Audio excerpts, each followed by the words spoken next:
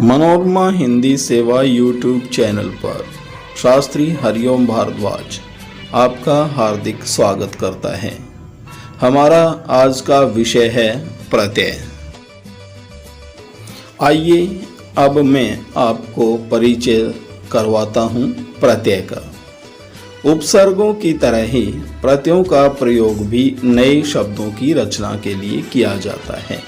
जैसे हम उपसर्गों का प्रयोग करते हैं नए नए शब्द बनाने के लिए, ठीक वैसे ही प्रत्ययों का प्रयोग भी नवीन शब्दों की रचना के लिए होता है।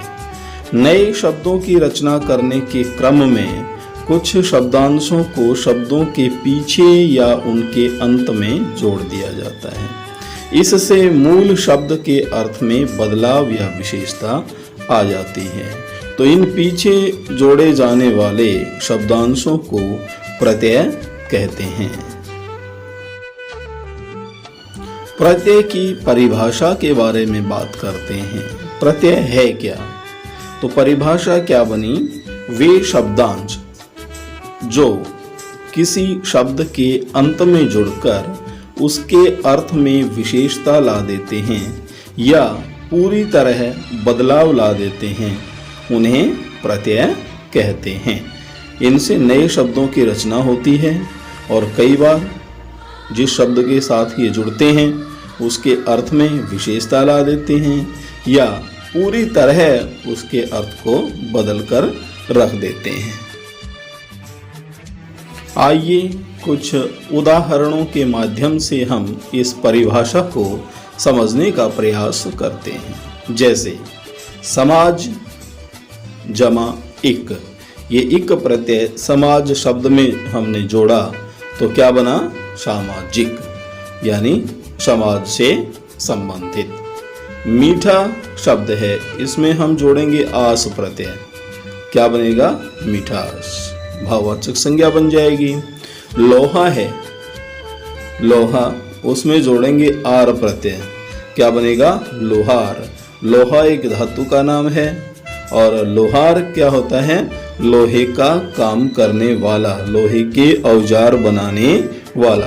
तो देखिए किस प्रकार प्रत्ययों ने शब्दों के साथ जुड़कर उनके पीछे लगकर उनके अर्थ में कहीं तो विशेषता ला दी है और कहीं कहीं उसके अर्थ को पूर्णतः बदलकर रख दिया है। यह क्षमता होती है प्रत्ययों में नवीन शब्द निर्माण करने की। प्रत्यय के बारे में कुछ विशेष बातें होती हैं जिन्हें बहुत कम लोग विद्यार्थियों को बताते हैं। वे बातें कौन सी हैं? एक तो आपको पता होना चाहिए सबसे पहले कि प्रत्यय बनता कैसे, शब्द का निर्माण कैसे हुआ है। प्रति जमा अय, ये दो शब्द हैं, प्रति जमा अय, इनमें जब संधि होगी, जन संधि, तो ई का क्या होगा? यह हो जाएगा, है ना। और प्रति जमा अय प्रत्यय शब्द का निर्माण होगा।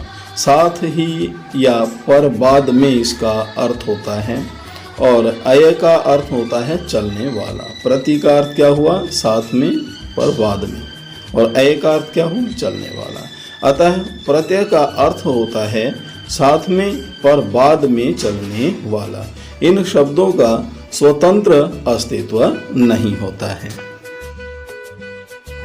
हमेशा याद रखना चाहिए कि प्रत्यय अविकारी शब्दांश होते हैं जो कभी बदलते नहीं हैं, जो शब्दों के बाद में जोड़े जाते हैं। कभी कभी प्रत्यय लगाने से अर्थ में कोई बदलाव नहीं होता है। प्रत्यय लगने पर शब्द में संधि नहीं होती, बल्कि अंतिम वर्ण में मिलने वाले प्रत्यय में स्वर की मात्रा लग जाती है। प्रत्यय के भेद कितने होते हैं? तो विद्यार्थियों, हिंदी में प्रत्यय के दो भेद होते हैं, कृत प्रत्यय और तद्धित प्रत्यय। कृत प्रत्यय क्या होते हैं? तद्धित प्रत्यय क्या होते हैं? इनकी परिभाषा क्या होती है? किस तरह ये शब्दों के साथ में जुड़ते हैं? आदि आदि महत्वपूर्ण बातें जानने के लिए आप हमारे YouTube चैनल के आने वाले वीडियोस को देखते रहें। आज के लिए इतना ही, धन्यवाद।